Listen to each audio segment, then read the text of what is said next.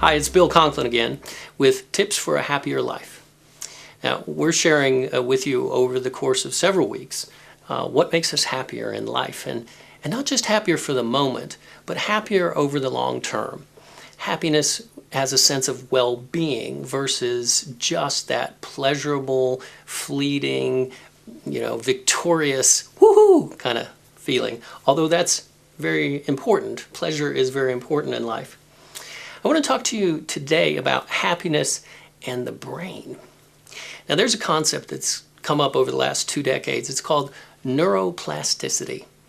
Now, when I was in graduate school, we thought essentially by the time you were 25 years old, you had all the brain cells you were going to have, and that was it. So it was all downhill from then.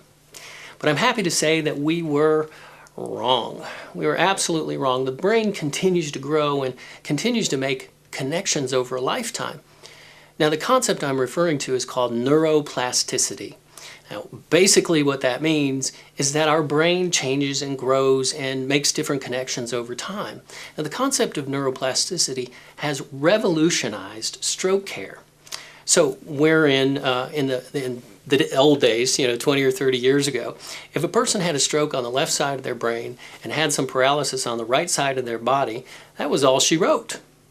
Now physical therapists can reroute the brain's wiring by manipulating the limb on the right side, and different parts of the brain can take over for the functioning there. Now, what does this have to do with happiness? Let me tell you, we can literally train our brains to be happier. Now, how do you do this? Well, we're creatures of habit. And the more you think a specific thought, the more that thought is impressed upon your mind. It's kind of like wearing a path through a forest. The more times you go over that path, the easier it is to travel down that path. Well, if you're caught in the morass of negative thinking, this is going to be the path of least resistance. This is going to be the easiest path to go down. So if something bad happens and you say, oh, it figures, or of course it went wrong, or I never get a break, every time you think that thought, it's going to be easier to think that thought. You are rewiring your brain toward negativity. Now, I think you get the idea that we can rewire our brain toward positivity. And that is not by fooling ourselves or tricking ourselves, because there are things that are wrong in the world. Bad stuff is going to happen. But if we sit around and we wait for the next bad thing to happen, we're really wasting our time and doing ourselves a disservice. So in the meantime, look at what's good.